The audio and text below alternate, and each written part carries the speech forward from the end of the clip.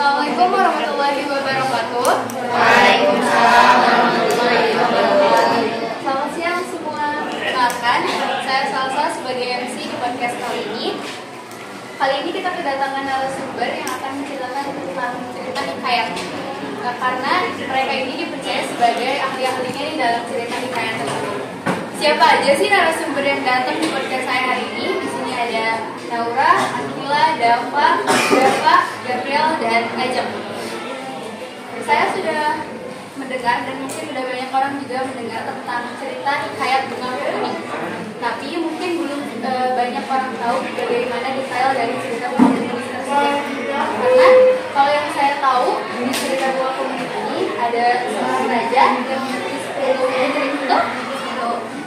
Kalau detailnya gimana sih cerita Bunga Kuning ini? Jadi Alkisah di sebuah kerajaan hiduplah sepasang suami istri atau raja dan ratu. Mereka ini mempunyai 10 orang putri yang sangat cantik-cantik. Namun sayangnya saat sang istri melahirkan putri yang terakhir yang ke-10, yaitu putri Kemuning, sang istri meninggal dunia. Ini menyebabkan seluruh warga kerajaan menjadi sedih. Hingga pada suatu hari, sang raja memutuskan untuk pergi ke luar kota karena ada suatu urusan. Lalu sang raja menanyakan kepada para putri-putrinya hadiah apa yang ingin diberikan saat sang raja sudah pulang dari luar kota. Lalu apa yang diminta oleh sepuluh putri dari sang raja ini saat raja kembali? Kesembilan putrinya meminta hadiah yang sangat mewah, yaitu seperti perhiasan, kain sutra, dan lain-lain.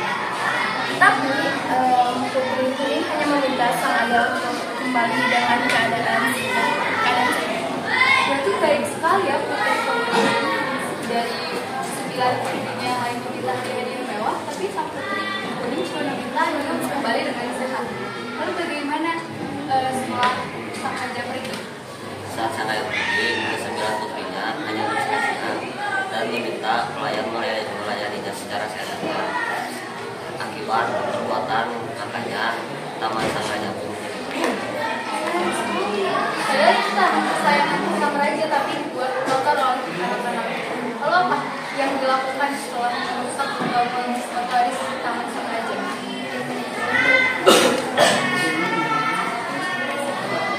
Namun dari ketika itu hanya pulang dari kota dan memberikan sebuah hadiah berupa kalung jam. Berarti putri Kuning yang tadinya meminta sang raja untuk kembali dengan keadaan sehat malah mendapatkan hadiah yang sangat cantik berupa kalung. Lalu dari 9 putri yang lain itu bagaimana mendapatkan hadiah? Karena sang putri hijau ini dengan hadiah putri kuning, dia itu oleh sang putri hijau. Sang putri kuning jatuh oleh putri hijau. Bisa emas itu ke kepalanya sang putri kuning. Yang membuat putri kuning itu kan tewas. Takut, maka itu sang putri kuning itu mengubur sang putri kuning di taman kesayangan ayahnya. Berarti orang ini jahat sekali ya, karena perasaan diri itu bisa membuat putri kuning itu kehilangan nyawanya. Apa yang terjadi setelah putri kuning tidak ada atau meninggal? Jadi raja yang berusaha putri kuning itu menemukan keanehan di rumah. Di taman itu tumbuh sebuah bunga yang warna hijau dan mengeluarkan aroma harum. Dan akhirnya raja itu merawat bunga itu dan memelihara dengan baik. Berarti ending dari cerita hikayat ini tuh sad ending ya, kehilangan salah satu putri dari sang raja. Kalau dari kalian sendiri moral apa sih yang bisa diambil dari hikayat Bunga Kuning ini? Kalau menurut saya, pelajaran bisa kita ambil dari sini itu kita tidak boleh mempersulit kerjaan orang lain seperti yang dilakukan 9 kakak-kakak putri Kuning yang membuat ulah, yaitu dengan mengotori taman di kerajaan kepada para pelayan. Ada yang lain mendapatkan moral apa? Menurut saya sih cerita tersebut kita tuh loh harus saling menolong sama manusia seperti mana kucing kuning itu loh menolong nelayan tersebut membersihkan taman. Mestinya kita tidak boleh menggunakan tempat pembuangan yang cepat. Contohnya seperti hijau yang sebelumnya untuk mendapatkan kaum hidup.